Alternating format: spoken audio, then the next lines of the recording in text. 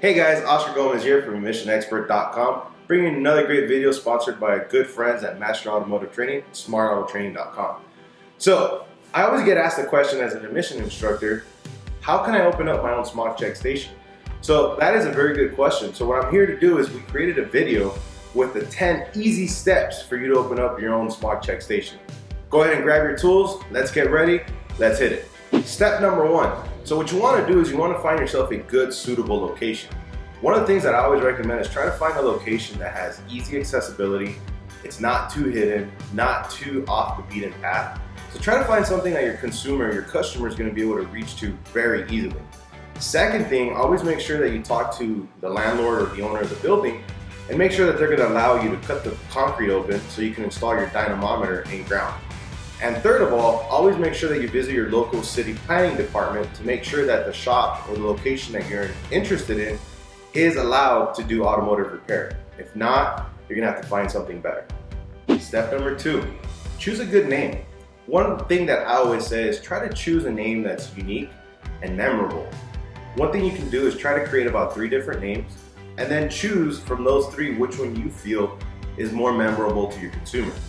One thing that I always recommend too is try to use test only or Smog check in your name because it'll help you whenever somebody does an online search. Step number 3, you got to obtain a fictitious business name.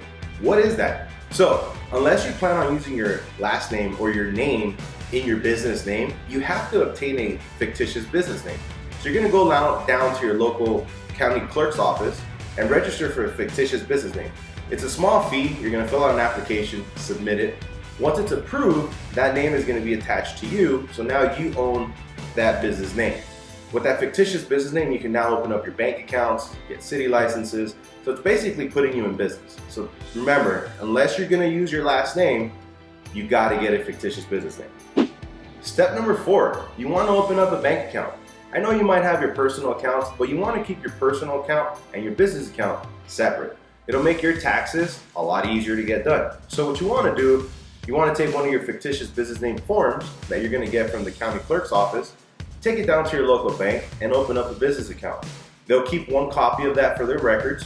After that, once you have your account open, now you can start buying and getting things for your business using the actual business account. Step number 5, you want to get a city license.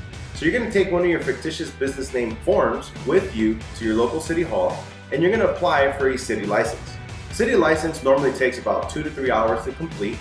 However, they're going to go to your planning department. They're going to make sure that the facility you're planning on leasing is approved for the use of auto repair or Smog check. Once they do that, if you are approved, then they'll go ahead and fill out your application form and they'll give you a temporary form to hang up on your wall saying, hey, here's your city license. Step number 6, you want to submit an application for an ARD and a station license. What's an ARD? ARD is an automotive repair dealer's license. That license is issued by the state of California Bureau of Automotive Repair, stating that you are able to do automotive repair. With an ARD, now you can apply for a station license, which would be a test only, test and repair, or repair only station.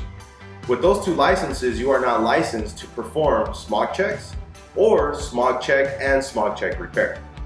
Step number 7, you want to obtain a resale permit. So if you're going to be a test-only station, we are allowed to sell gas caps. However, if you are going to sell gas caps, you need to collect tax on it. So you would have to get a resale permit. Most test-only stations opt out of a resale permit just by simply not selling or offering gas caps to their consumers. You can definitely do that. If you're planning on doing repair, you are going to need a resale permit. So this way you can get repair parts at a wholesale cost. However, you're still going to be responsible for collecting tax on it and then paying taxes back to the state of California. Step number 8, I always recommend going down the Bureau of Automotive Repair or BAR checklist. This checklist has all the vital components for every station type. So this way, when the state comes out to do your inspection, you're not guessing if you have what you need or you don't. Step number 9, you got to get a Smog technician. If you're not a Smog technician yourself, where are you going to find one? One of the easiest things that I recommend as an instructor is go to one of your local automotive training schools. We have a lot of students that are taking our programs but don't have anywhere to go.